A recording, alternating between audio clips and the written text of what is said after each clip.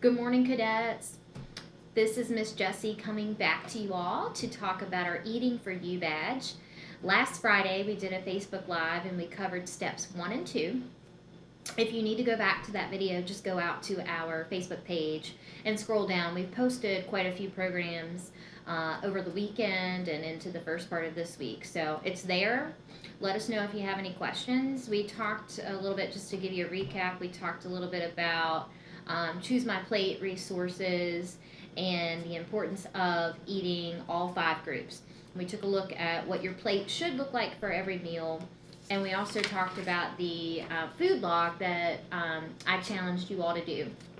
So that is posted as well in the comment section. If you need me to repost it, what I might do is just put it back out there for you so you don't have to dig for it. I know we have a lot of content out.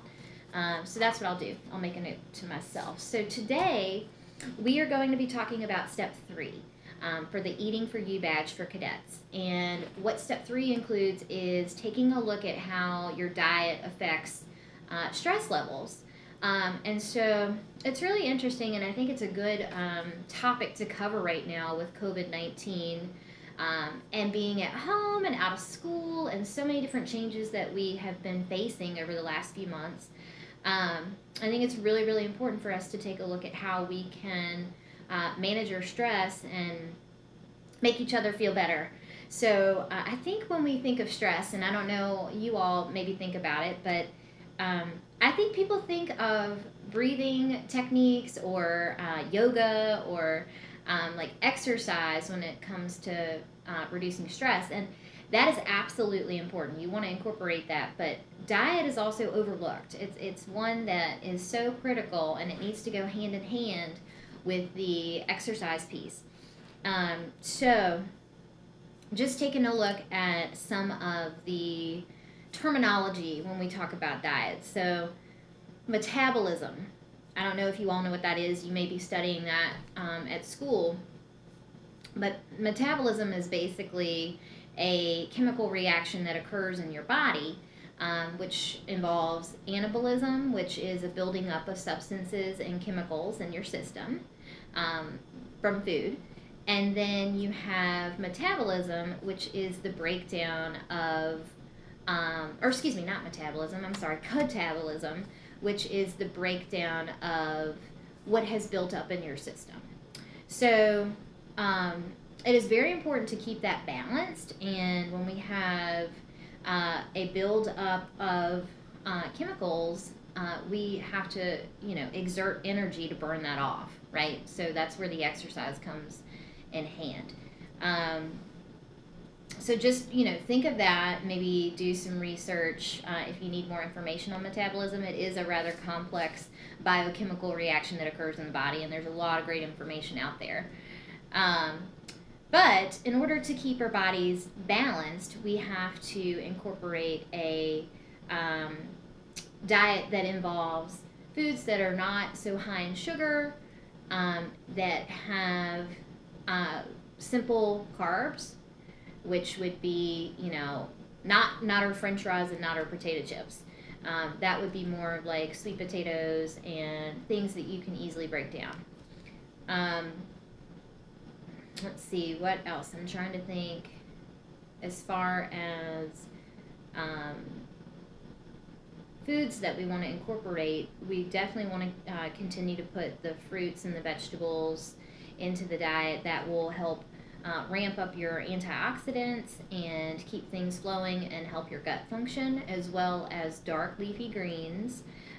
That also will help reduce and manage your stress levels and keep that gut functioning really well. We're going to take a deep dive today. Well, not really a deep dive, but we're going to do a little experiment. And we're going to kind of put our detective hats on, and we're going to go through my pantry, and I've picked out a few commonly used breakfast items for us to take a look at. And we're going to look at the food labels, and I want you all to do the same. What we're going to be looking for is sugar, and these are hidden sugars. And sugar can really have a major impact on cortisol levels.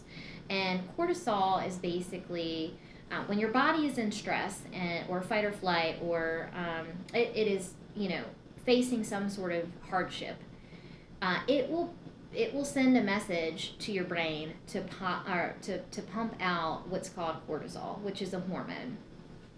It's a stress hormone. And when that starts coming out, your body is craving certain specific types of food, specifically sugar or fats. So we're going to look at the food labels today because, sometimes when you look at the label, it'll just say sugar and whatever grams are in there. Yes, that's helpful, but if you don't really know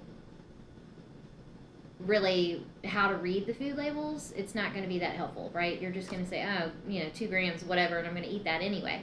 It's really important to look at the fine line ingredients. There are sugars, and I don't know if you know that, but sugars that end in OSE. That's your fructose, sucrose, sucralose. So we're going to take a look at some of the food labels and see if we can find some of our hidden sugars. So I'm going to take you all over here. Sit you down on my counter, tilt you down. Okay. We've got a box of Cheerios here. I know it's kind of backwards and you might not be able to see that, but what this is showing is for every a is 1.5 cups for age 4. So you guys, your serving would probably be 2 cups, maybe. So for every 2 cups, there are 4 grams of sugar. And then there's added sugars, and that's an additional 4 grams. So that right there is 8 grams of sugar per 2 cups. The fine print that I was telling you all about right here is where we need to look for any preservatives or hidden sugars. So let's see, I'm looking for OSE. And what I mean by OSE is the word ends in OSE. It's usually a long word that nobody can pronounce. You can't even really fathom how to begin pronouncing some of these words. So looking at the Cheerio box, I do not see any hidden sugars, which is good, right? Cheerios are healthy. They help lower our blood pressure and cholesterol. And so that's good that we don't see anything there. The other thing I have here is a container of Jif peanut butter. This is the natural Jif. Turn it around.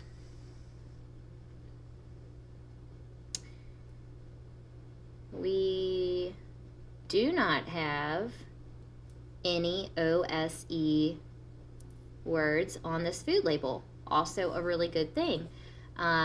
We do have 4 grams of sugar and added sugars, 2 grams per serving, and that's 2 tablespoons. So you definitely don't want to go overboard eating your Jif. Try to stick within that 2 tablespoon window. The other thing I have is almond butter. Again, we'll look at the labels. I do not see OSE. Any words with OSE, which is also good. So serving size for the almond butter, same as the Jif, is 2 tablespoons. 1 gram less, so 1 gram of total sugars. So that's even healthier than your natural Jif. Let's take a look at our granola bars. That is something where we'll probably see some OSE wording on the labels.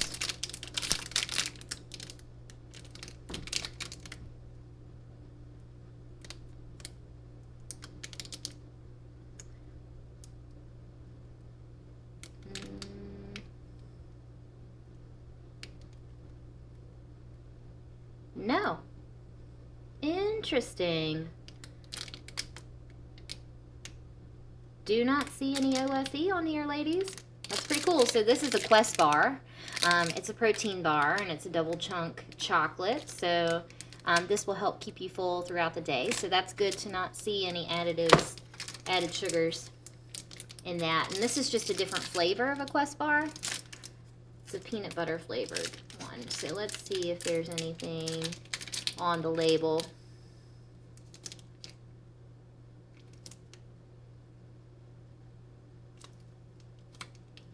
Nope, same thing. Not seeing anything. All right, good. So these are all really healthy breakfast items if you're wanting to avoid sugar. The last item I have here is pumpkin seed and flax granola. Let's take a look at our label and see if we can find any ingredients with OSE.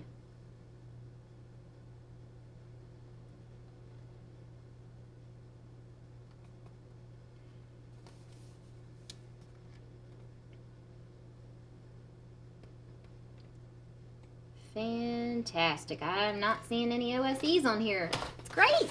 All right, so I'm going to go back to the pantry and see if I can find something, since everything I've chosen here doesn't have any bad sugars. So stay tuned. I'll be right back.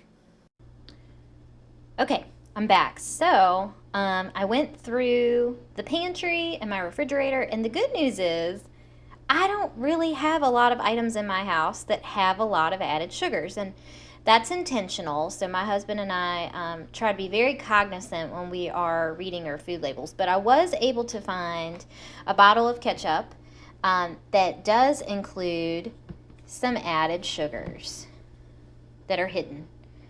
So I've turned you around so you're not seeing it backwards. But see here, the second ingredient is showing high fructose corn syrup. That is a added sugar. So even though it doesn't actually say sugar, you see the word fructose.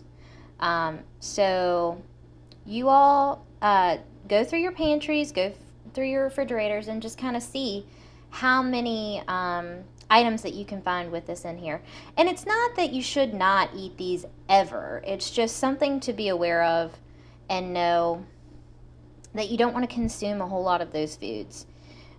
Because they'll make you have more cravings, really, and make things a little bit, they really kind of make you feel yucky, and can, like we talked about in the last video, it can also cause acne, or, you know, if you're not balancing that with water.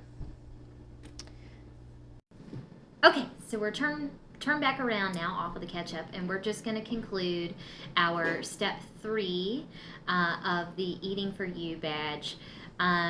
Just thinking about stress again and managing that.